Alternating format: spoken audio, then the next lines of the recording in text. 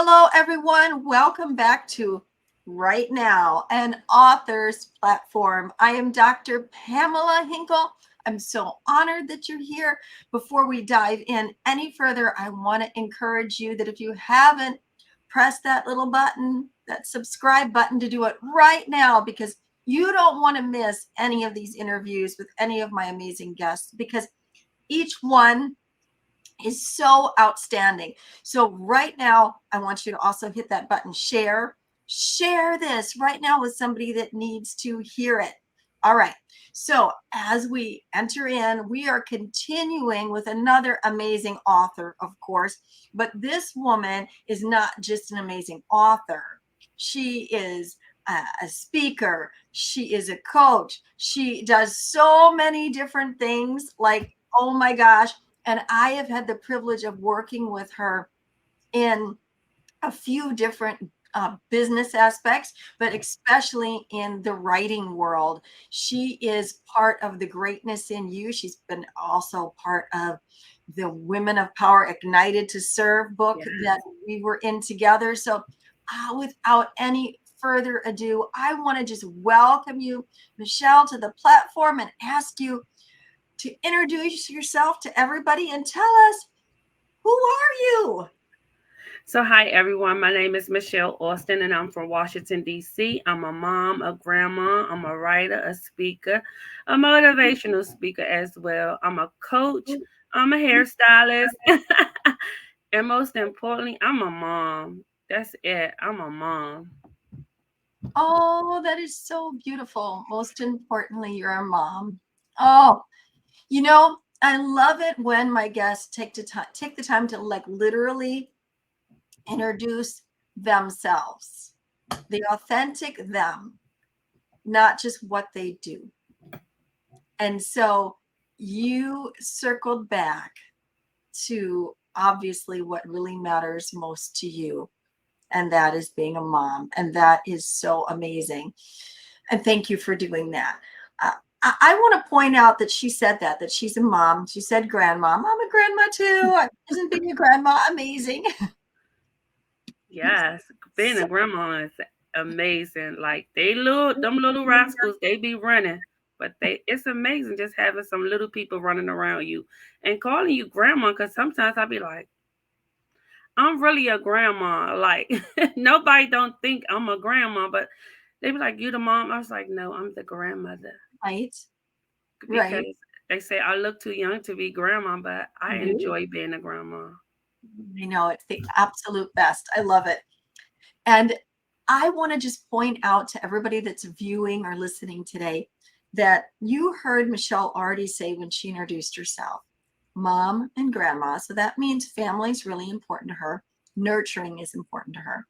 But she also talked about writing, speaking. You heard her talk about being a hairstylist. So you can do it all and do it well. And that is part of her secret sauce that she'll, I'm sure, unload on us today, is how do you do it all well? How do you keep that, for lack of another word, balance in the scales, and be productive in all areas? So Michelle, as we step into this time together, which I'm so excited to have with you, how did you end up where you are today? Because you are phenomenal as a speaker. I know what an amazing writer you are. I have read your stories, your chapters. I've read the different things that you have been in. You have quite a story behind you. Can you pull back the curtain just a little bit for us and tell us, how did you get to where you are? Because all of us have a backstory. We didn't all just arrive, hey, here I am, speaker, podcast, show host, whatever. We have these things behind us, this backstory that has brought us to where we are. Tell us your backstory. So my backstory is I'm a teen mom, and my mom put me out at 18, and I've been on my own since then. So trying to find my way out here in this world, not really having this family support, not really having no one to really check on me, come and see about me. I had to go through some trial and error moments and learning things the hard way. I also had to build my own family. They're not my biological family, but they are people that I call my family because as I believe that it takes a village to raise a child, but now also it takes a village to build a family as well. Because these people were people who showed me and guided me and directed me in places of how to care for my family, how to seek services that I needed when I didn't have things for me and my children living on public assistance, Mhm. and I made it. So I went through a moment in my life where they said that I wasn't gonna never be anything. I was a high school dropout only because I seen someone at the high school get stabbed in front of my child. So I said, we're not coming back here anymore. So I moved out of that community and I moved into another community where I went to night school. And night school, I was fortunate enough to allow it to take my children with me to night school. And I graduated out of night school with my high school diploma. And from there, I went to college. I went to hair school. What else? I took computer courses. I took customer service classes. I did a lot of things as a young mom. I worked in my community center. I try to keep the kids out of trouble in the community. I created programs for them to do things, fashion shows, um, Valentine's Day pageant. I like doing things with the kids to keep them busy because as a young mom, I Mhm. didn't have that. I feel like I were allowed to do so many things, and that's why I had children at such a young age because I don't feel like I had any guidance. Nobody told me what time to come in the house or what time to do anything. So my backstory is from 17 to 35. My life was good because my family wasn't there. I didn't have nobody there. I didn't have nobody to tell me what to do. But God was there. He kept me, he guided me, he protected me, and my family has been a single young mother. And then I invited my family back into my life. I'm gonna say from 35 to 40, my world was turned upside down. My Mhm. mom passed. I became homeless. It was a lot. My backstory is amazing, but I look at my backstory now as God allowed me to go through everything that I went through to get to this point right here. I needed to go through all of those things so that when I got right here, I was able to share with someone else who was struggling in those areas that they can too if they would just believe and don't give up. Because there were moments that I wanted to give up. And I even tried to give up, but it wasn't my time to. And I'm so grateful that God didn't allow me to give up, that He kept me this moment so that I can show my kids that whatever we go through, and no matter how hard it looks, there's a bright light at the end of the road. And we're gonna make it, and we're gonna see that bright light if we just keep on pushing. Mm. Keep on pushing. I love that. Did you all hear that? You're going to see that bright light if you keep on pushing. There's no time to quit. You got to keep on pushing. What an incredible story, Michelle. Now, you said that you were a teen mom, and then be, because of that, you had to build your own family. That just struck a chord with my heart because I loved what you said. You know, family is who is with you, Correct. who is with you. Can you talk about that a little bit more? Because I think sometimes that can be an area of difficulty for people when those that are supposed to be that family to you aren't, and you can feel alone. And here you took a situation beautifully and said, I got some lemons dealt to me here. What am I going to do? And you made the proverbial lemonade out of it.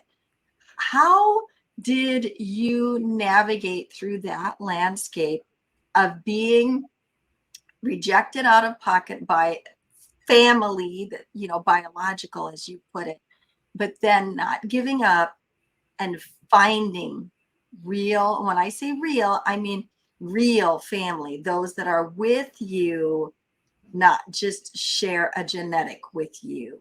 Can you talk a little about that? That's fascinating. So this is so funny that you said that because how I got to that point was I was 17, I was pregnant, and my grandfather passed. And when my grandfather passed, he was the only person that I felt like really loved me. He the only person that ever did anything with me. My grandfather took me everywhere. Like when my grandfather went on summer vacations, I was able to go to South Carolina, go back home with him. Um, Almost had a heat stroke, but I had fun traveling with him. A lot of things I learned how to do with my hands, like taking things apart and building things together. And why a lot of people like calling Michelle to fix stuff because my grandfather, I watched him do all those things. I went to work with him on Saturdays, and he worked in like a high-rise building, and people would leave their televisions and TVs and in the like in the storage room, in the garbage room and stuff, and he would take them and put them back together. And I used to watch him do those things, and I used to play with electricity, and I used to do the same thing. I would take the foam apart and put it back together. And when my grandfather died, it was the moment was this family is no good. Like something is wrong. Like what happened to my grandfather, I don't know. Like I never understood like why he just left, he just passed, he left me like this. And I was like, oh, my family is dead. They all died in a plane crash and I'm done because they anytime I went to one of them for help, it was always I don't have it, or it was always okay, I'll see, but never come back to my rescue, or they never showed up for anything or anything unless they needed me to do something for them. So when I started meeting new friends, they was like, so you're from around here? I was like, no, I'm an orphanage. My family died in a plane crash. And they Wow. was like, what? And I was like, yeah. So I lived that story for a long time. Like my family died in a plane crash. Like I don't know who my family because they never came around. They never showed up. So I met this lady at this job where I was working at the Kennedy Center, and I met this kid at the Kennedy Center, and he danced, and he said, I dance in Northeast. And I was like, I live in Northeast. So I came to that community center because I wanted my kids to dance in that community center. Because at that time, I had an opportunity to work at the Kennedy Center on the Debbie Allen with Debbie Allen. She produced a show called Pearl. And I was like, okay, I was backstage hairstylist. And I met that kid, and that's how I met this lady. And she was one of the after school coordinators, but she became my mom. She became my mom because she taught me how to do everything. Like she was just so genius about everything. Like I never knew nothing about the computer. She was with me when I went to buy my first computer at Best Buy. She took me to all the computer shows, and she just became one of those people that you can rely on. If I needed help, if I needed to know something, if I needed to get something done, she was that person that was always there. But I also had another mother that she was the person to take me shopping and show me how to budget, like the thrift shopping. And I'm like, I gotta go to the thrift store. Like she really taught me how to thrift shop, and I love thrift shopping now. Like my kids might don't like it as they're older now, but they didn't know the difference when they were younger because I mean, as long as they were clean or whatever, they really liked they didn't mind. But thrift shopping is something that she taught me how to do. She taught me how to coupon. So I had one mom that was very educated and knowledgeable about what was going on out here in the technology world and the real world. And then I had another mom that was really spiritual and about God and serving God and making sure that everything in the house and food was stacked up and you had everything in the pantry and the Wow. kids was clean and everything. So that was the other mom. And them two women has been a major impact in my life. And when I say they made sure that like if my kids done something in the community, like somebody was always watching them and they just did not have a clue. They were always being watched. And that to me was like, nobody never treated me like that.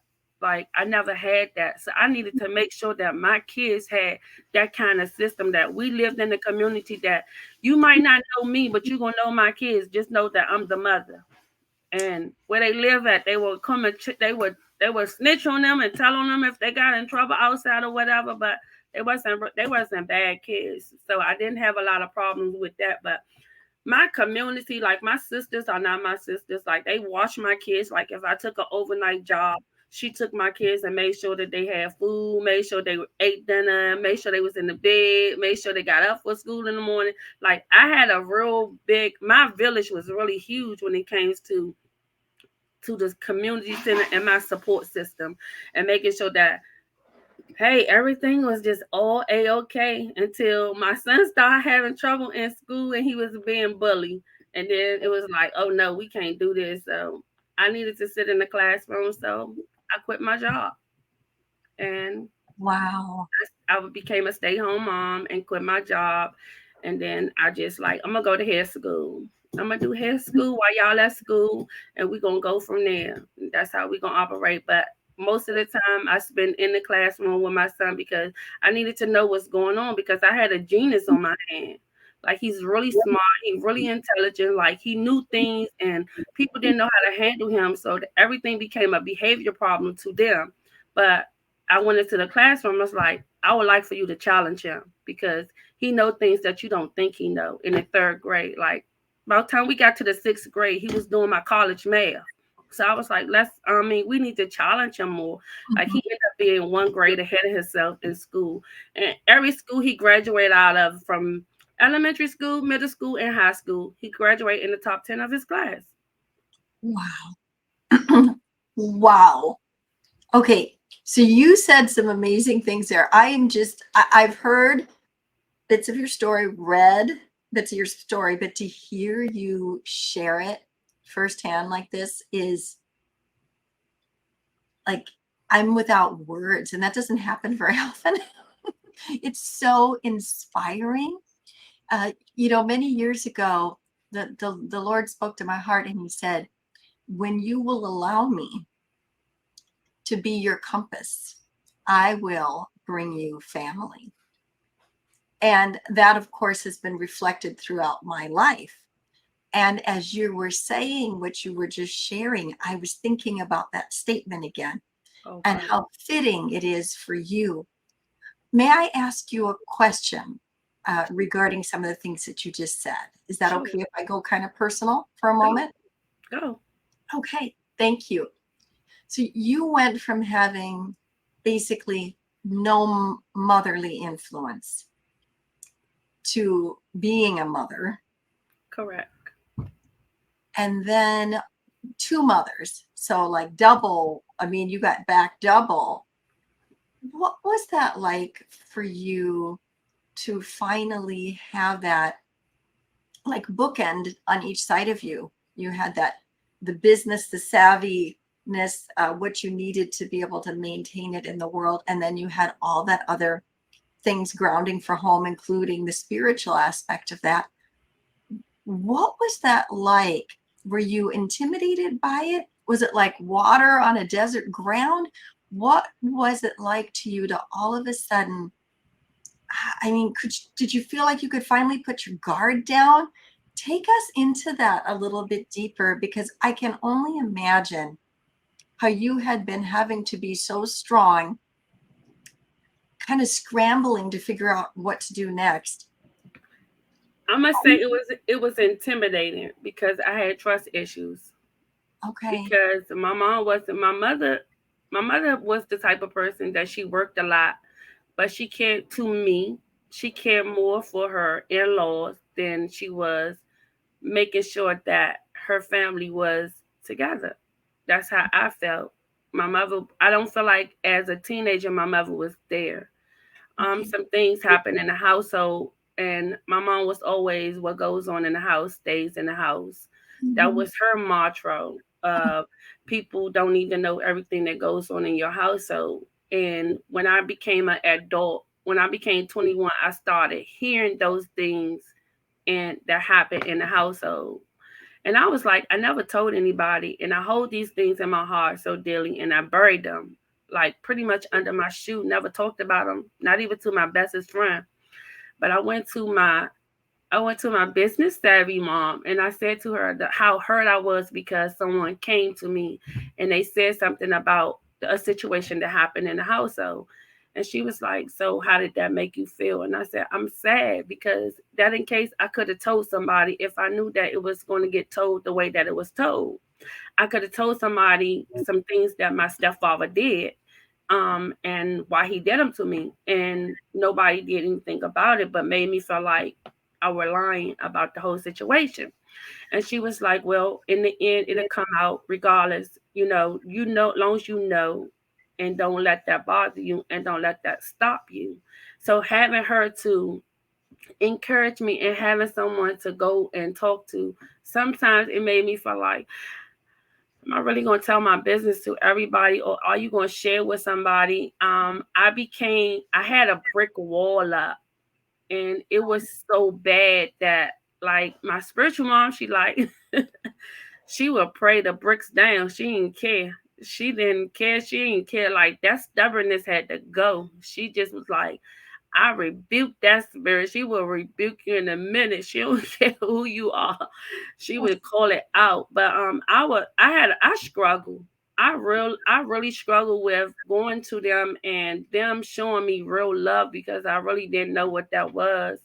And it really took me to when my real mom passed away, that they were there for me, and seeing them there for me and showing me that love, like they never disappeared, they never went away. Even when she came around for a moment before she passed, it was like they were still there. And that made me feel like, wow, I really can trust these women, like, because they really played a big part in my life. Like, watching them and even how they were with their grandchildren and their children made me want to be a greater mom for my children. Just like I didn't want my kid, even though we went through some things and they seen some things. I just wanted to make sure that we never fail, like we never give up.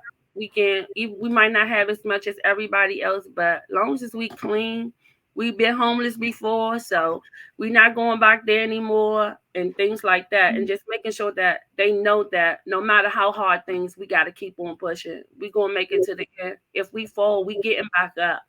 And I think during that time with all that happening, it really woke me up when my son had said something like, he was 17 and he said, "Aren't you tired of helping people?"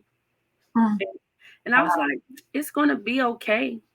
I only could tell him that because it hit me. It's like somebody punched you in the gut.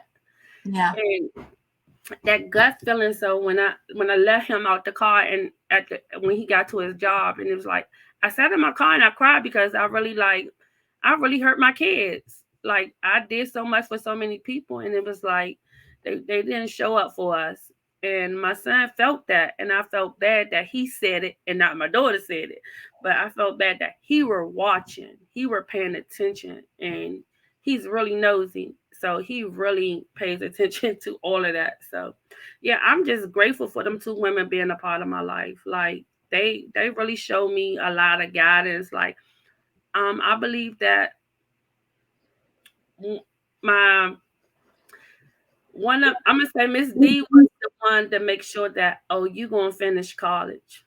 You going to no stopping. And Miss B, it makes sure that God is first in everything, no matter what and how you look at it. You turn to God for everything. Just pray. Like, listen to her call out my family every morning when I used to live with her, and she would get up in the wee hours of the morning. I used to lay there and cry because somebody is real loud praying for us. Like, somebody is calling out our name to God. That made me feel like, wow. And it really made me like pray every morning. Like listening to her pray every morning made me like, okay, my prayer gonna meet her prayer. We gonna make a connection to God together, because that blessed my heart. Like living with her and listening to her get up 4 and 5 o'clock in the morning and calling out everybody names to God, and to hear her call out my kids and my grandkids, like that made me feel real special. When she would pray at 4 or 5 in the morning and you would hear her, what do you remember her saying? I will remember her saying, God touched them, saved them, delivered them, healed them. And she will call out by names, and she will call out Michelle, Ali. And I would cry. I would be just laying there, just boo hooing like somebody just hit me or something. But it did that really felt that. Like, I really felt like, oh, wow. Like, people pray on you, but I never really felt like nobody were praying for us, and I felt like if we gonna get a prayer through, Miss Beamer gonna make sure we get that prayer through. What was it like to all of a sudden be cocooned in that environment? To all, because it sounds like she was aggressive in a faith way, in a good way, about getting you solid spiritually hmm on the right road. But then you were seeing that she lived it. It wasn't just religious talk. I mean, obviously, Right. she's up at 4 or 5 in the morning and she's calling out people's names and praying for them. This is her lifestyle. What was it like to come into that? And was it immediate that you were just like, oh, this is what I need? Or was there a while when you were like resisting it? It was a while that I was resisting it. So when I first started going to Miss Beamer house, it was she said that her granddaughter used to always want to stay with us. And she said that, oh, she can't stay unless you go to church on Sunday. And I'm like, we don't even have no church. And she said, well, you better go to the church down the street on the corner. So one Sunday, and I think we went to the wrong church, but we ended up at the right church. So, because I've been there for 27 years. You have. Oh my, you've been to that church. Yeah, so she sent us, she said, I didn't even send y'all to that church. I told y'all to go to the other church on the corner. So we end up going to, we just, so that her granddaughter, because she loved to play with my children and she loved staying with us. So I was like, I didn't want to, take that away from her. So I was like, what's wrong with going to church? I used to go to church anyway, but I just never joined back another church. I never got back into church because when I was going to church for my mom, it was like a bunch of crazy stuff. So I believe in God, and I believe God was with me all the time. And I knew God. I believe God talked to me. He guided me. He directed me the whole time that I was living on my own. But when we went to the church, and we've been at that church ever since. And you said that's 27 years. My son is 29 years old. We've been there since he turned 3. hmm Since he been 3 years old, I walked into that church house. So we could say you found your church home. Yes, that's my church home. Wow. And your church family. So did this church family is that where some of this family you're speaking of came into play? So my church family is my family. Like, they're my family now. Like, they're my family now. Yeah. So um I had to, like, going into church, I had to let my guards down, like not immediately. Because it's like, you don't trust people. So I would go to church, hear the word, and run. Go to church, hear the word, and run. Just just run. Just leave. And then I got attached to the first lady.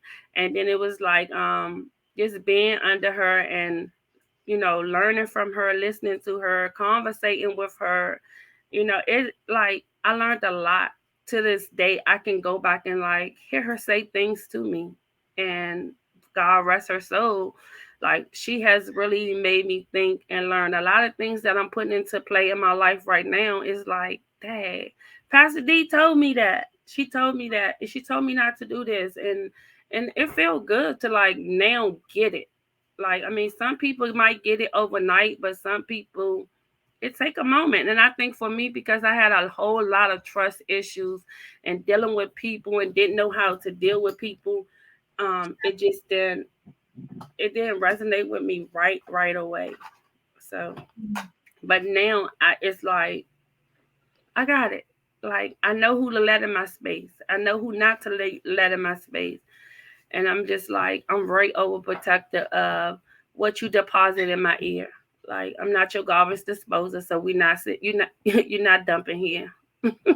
I love that. I'm not your garbage disposal. That is so powerful. Okay, you just said something besides the garbage disposal bit that was really like, drop the mic moment. And that was, you said who you're letting in and who you're not letting in, who you're listening to, who you're not listening to. Talk to us a little bit about that. That's so important. Um, I think one of the things is because I have let so many people into my space, and it was like people only came around when they needed me to. Like I'm very talented. Like it's nothing. I'm not gonna lie to nobody. Like it's nothing, and I'm not cocky or conceited. But it's just if I want to learn something, I see you do it. I got it. Sure. And a lot of people would use me for that. They would come around just for me to do something, and then once I do it, don't see them no more. Mm. And I felt like I bought a lot of my friendship. Oh, yeah. And it was like when they started disappearing, it was more so of what did I do? Like I blame myself that they left. And it was um it was a moment of I had to just sit with myself. I had to learn my triggers. What triggered me? What made me so mad about always? Why did people always wanted to be around? Or when did they come around? I had to sit down in silence and learn that people only come around when they wanted something or when they needed something, or they wanted me to do something or babysit as if I didn't have a life of my own, or as if I wasn't never going to get a life. Or Hmm. because I like to stay in the house. It wasn't even about that. But when I began to sit down and start analyzing things and looking at things from a way far back, I started seeing things differently. And I was like, oh, I wasn't invited to this party because such and such was there. And I wasn't invited to this place because this person was there after they didn't have a conversation, a bad conversation. And that's when I began to protect my ear gates and who I let dump their garbage in my backyard, because it was becoming like, oh, I can't come around when everybody else is around because you just had a bad conversation about everybody else who's in the Yeah. same space and you don't want. And then I realized, oh, that conversation might be bad about me too. So I just thought when people start falling off, I just be like, okay, God, thank you. Now is thank you because apparently they not supposed to be here. Right. And I'm really learning that now. Like they're just not supposed to be here in this season. You just can't keep on dragging everybody with No. you, and it's delay the process. And we don't have time to delay no more. Like I don't have time to delay not another process in my life. I just move forward, and I just see you falling and falling back. I be like, I ain't do nothing to you. I'm good. Pray for you and just leave it alone, because sometimes we are analyzing, getting our heads so much and thinking that we did something wrong, and all the time it's God just removing people. Moving people out of the way.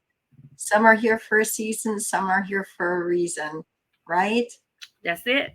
That's it. And I think that as a mom and as a grandmom and just somebody that loves to nurture and help others, we can kind of have the minivan mentality of pile in. I could take one more when we really need to be fit for our calling. We need to downsize to like, a two-seater. Like, you know what I mean? Like we need to Hmm. do that sleek little sports car as far as in that vehicle of our life, not literally maybe what we're driving, because you can't take everybody with you, right? Exactly. Oh, Oh, I learned that one. that is so good. Now, when you were going through all of that, how about the moms? Were they coming and telling you? Were they speaking into you and kind of showing you these things, or were these understandings that you came to on your own? So a lot of them were. I so one mom I could talk to about everything, and that was Miss D. Me and Miss D had conversations like about everything. everything. I would share everything with her, from my heartache to my pain to everything. Like she was the type of person to tell you like, oh, you just need to cut them off. Like she was just so straightforward. She just Miss D, I call her my no filter mom because she is not going to sugarcoat it. She going to Right. tell you exactly how she see it. She ain't gonna say, "Oh, I think no." Let them say bye. Just go. Let them go. Like Mm. that's not good. They know that's not right. Like she'll. I mean, and she's not afraid to tell you to your face about it either. That's Miss D. I think we all need to have a Miss D in our life, and we all need to have a bit of Miss D in us, right? Amen. Amen to that.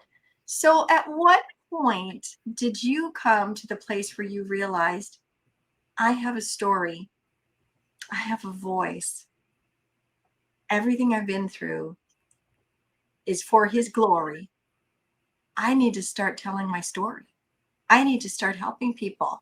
How did that evolve? Because your backstory is amazing, but this front part of you now that's on podcasts and writing books and out speaking, and how did that start? So when my mom passed, it was um I went into a depression. Hmm. And I must say a long pity party depression.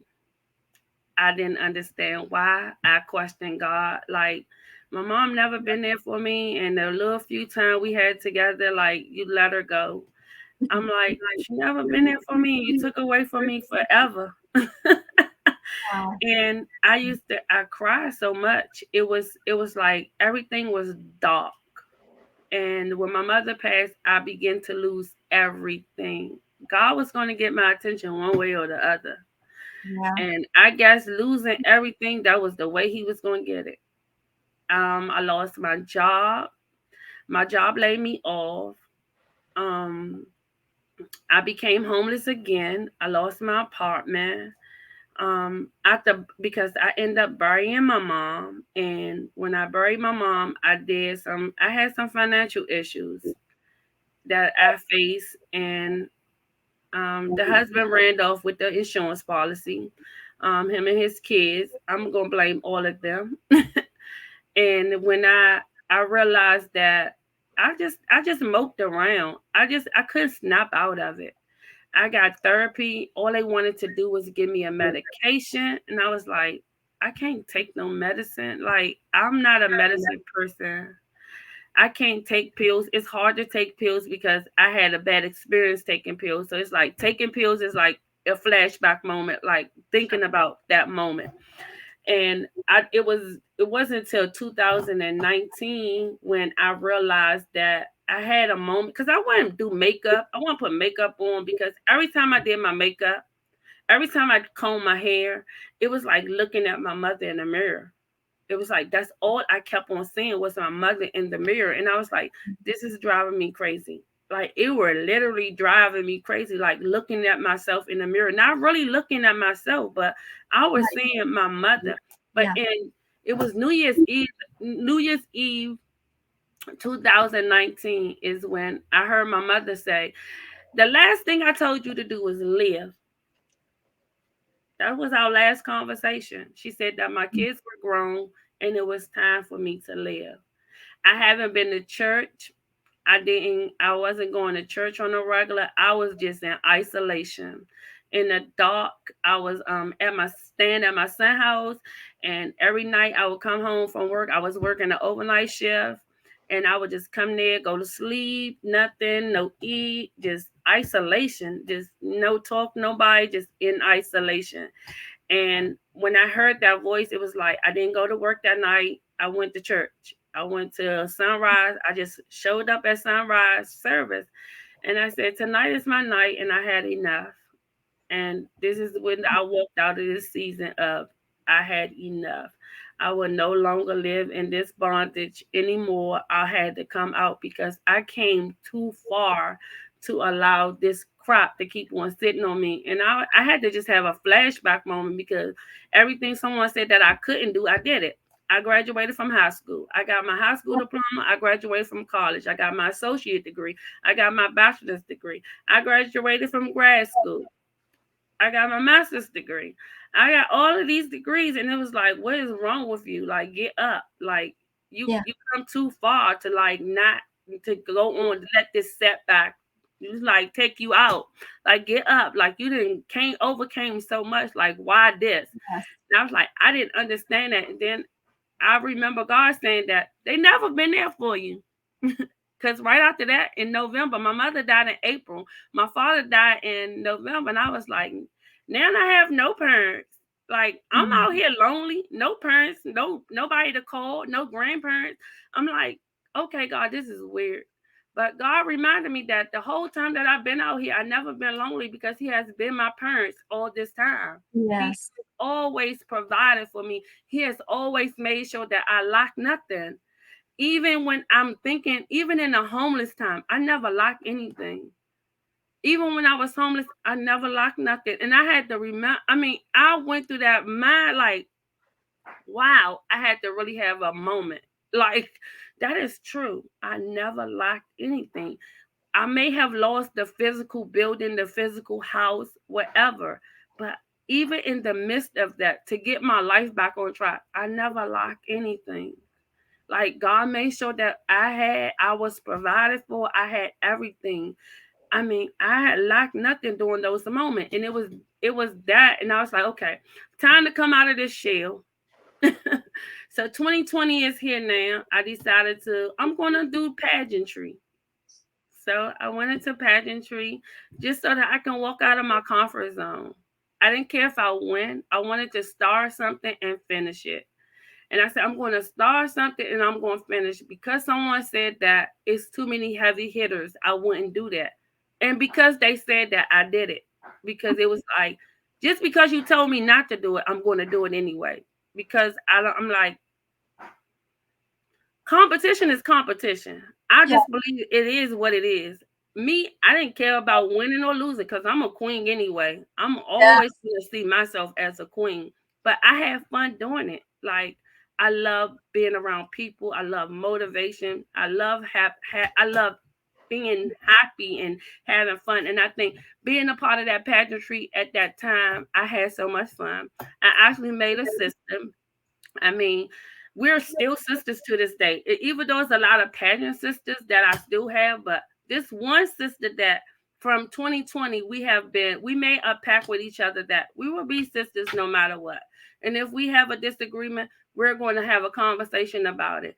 We're going to stick together. We're not going to let each other down. We're going to be there for each other. And from that point on, we have been there for each other from 2020. So I did pageantry. I stepped out of pageantry and I was like, okay, I'm gonna take a break. I don't do cocky. I don't do arrogance. I will run from you if I see any of those things because that's just not my style. Like, I'm not in the, or you think like that's so kitty to me. I'm just like, Yeah. at the time I was 47, 45, and I was like, we're not doing that. I can't. I'll back off. I'll back off from people and just not tell you anything. Just walk away. If I Mhm. feel like it's just not for me, I'll just walk away. Walk So away. Mm. so then one of my friends, she was preaching on Clubhouse and she said, come and visit. So I wanted to know what Clubhouse was all about. And I really didn't know what it was about. So this was like the end of 2021, 2021. Yeah, 21. I came on Clubhouse and I was like, yes, I started listening to different Clubhouse rooms, going into different rooms. And then I was like, so I met this young lady. She was like, you're looking for us. You need a mentor in your life. She's like, you really do. She's like, you got a lot to offer, but you need a mentor. And I was like, okay, but I have trust issues. Like, I can't get with these apps because people be ripping people off on these places. And I can't. So I played around on Clubhouse for a while in 2021, the end of 2022, 21. And then I was like, okay.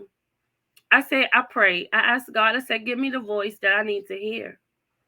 If I need a mentor, I need to, because I didn't get out much and it was a pandemic. We didn't go anywhere, so I wasn't gonna meet nobody nowhere else. And I was like, okay, so I'm gonna invest in myself. I'm gonna spend more time in investing in me because I have invested in so many other people. Why not invest in myself this season? So October came. Before you know it, it was a conference going on in one of the rooms, and that's how I met my life coach. And she has been the best of the best. When I tell you the mindset, the shift, the encouragement that she has walked me right out of that closet and not going back to is just not no joking. It was no playtime with her. And I can remember two things she said to me. I need you to look at your life as a child, and this is your homework. And I need you to look at your life as an adult. And when she said those things to me, and I started thinking, I was like, so which one do you want to stay in? Do you want to keep on thinking like a child, or are you ready to be the adult? So I'm like, wow, like this is really deep. But when I first called her, I was like, I don't know why I'm calling you.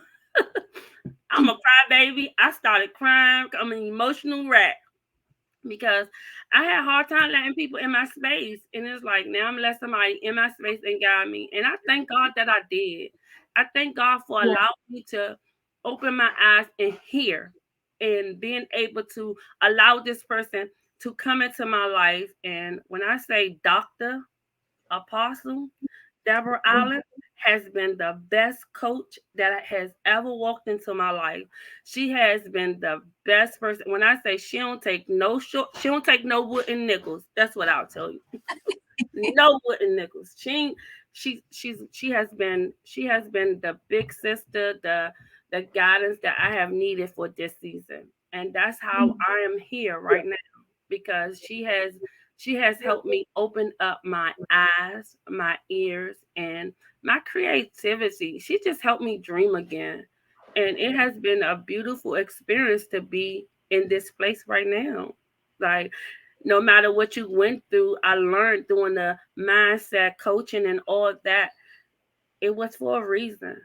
And you had to go through it so you can get to this season Yeah. because you will never understand what you went through. It's not really for you, it's for you to help somebody else get through. And that's what I learned from her. And she has taught me so much. And that's why I'm here. That's how I made it this far. And I'm keep going and I'm keep pushing and not turning back.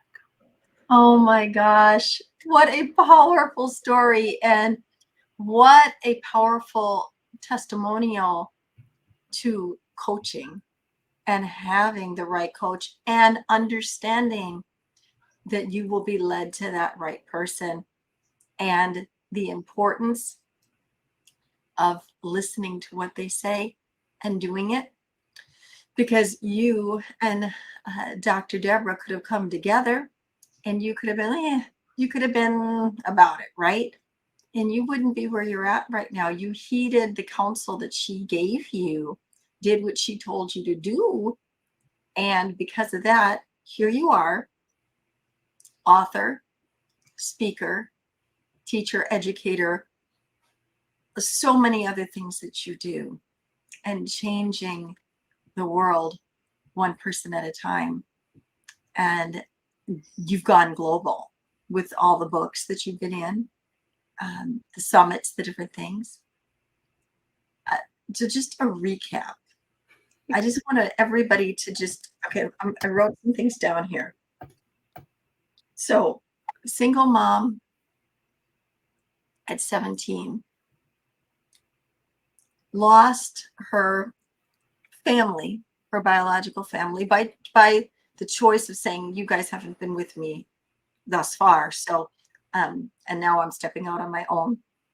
And then went back to school, went from being a dropout to having your master's degree. Yes, ma'am. End up with two mamas. What a blessing.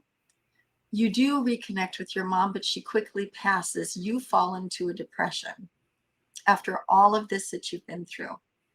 But you have an epiphany moment, hearing your mother's voice saying, I want you to live.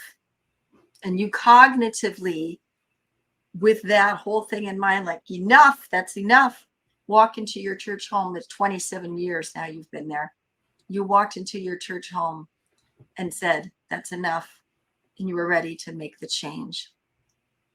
And as you were ready to make the change showed up for you. When the pupil's ready, the teacher appears. And you end up on Clubhouse connecting with Dr. Apostle Deborah, who is a very good friend of mine. Love you, Apostle. And now, since 2000 and we'll just call it 20, when you started, all this stuff really started happening and changing in your life. It's 22, almost 23 now. You have books that are global, a ministry that's global, a voice that's global, and your story, what the enemy meant for destruction, is being used for good, for the glory of the kingdom of God. Amazing. Oh my gosh. All right. So tell everybody before we wrap up 2 things. Anything else that you didn't get to say that you want to say? And then plug your book or tell us how to reach out to you. Are you coaching now? How do people reach out to you? Because with a story like this, people need to know how to find you because you can help others. Take it away. Tell us how to find you. So you guys can find me at www.imtugimonae.com. My books are on the website. My coaching is on the website. I have a discovery call that you can get on the website. So if they tap into that, send me an email and then we can do a free discovery, that 30-minute discovery call. We can do that and we can take it from there because I believe in helping people get unstuck. And a lot of people feel like they can't get unstuck because people don't talk to them. They talk at them. And what I learned to is I learned to listen. I learned to listen to understand. And that's how we get unstuck. Because a lot of people feel like, oh, a lot of things been generational. The generational obstacles and barriers that comes in our life are not meant to stay. Just like labor pains is only for a moment, those pains are just for a moment too. So we gotta learn how to let those things go. So yes, www.mtugi, that's MTUGIMONAE.com. I am mtugimonae.com. Woo! And that's all in the description. So if you didn't catch it, all you got to do is look at the description and you'll see everything there so that you can reach out to this amazing powerhouse, ignited to serve, greatness in you, mighty woman of God, Michelle. Thank you so much for being here today and for being so transparent, like sharing all of you like this. And I hold you in such high regard. And I know that you're going to just continue changing the world, every day. And I just, anything that we can do to help you along the way, you let us know. Okay. Got you. Thank you so much. Thank you for being here today.